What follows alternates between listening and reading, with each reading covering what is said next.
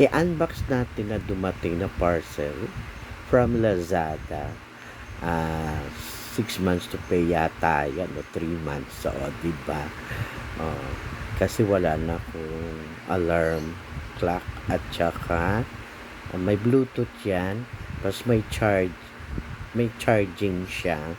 Pwede mo i-charge yung mga iPhone nyo na may wireless charging. Ayan po, bakit puti? Black ang in-order ko, hindi puti. Nako, seller, yung PM pa naman kita, ba't ganyan?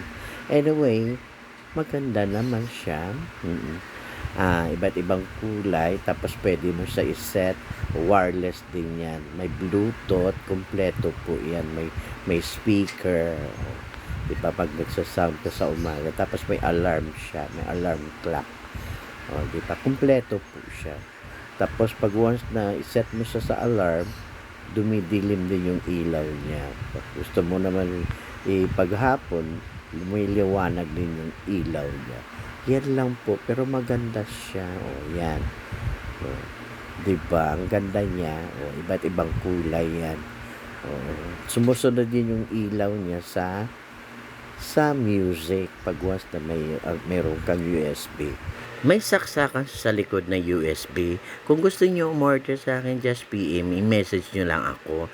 Tapos pag niset mo na sa alarm, sa morning, nagdi-dim light siya.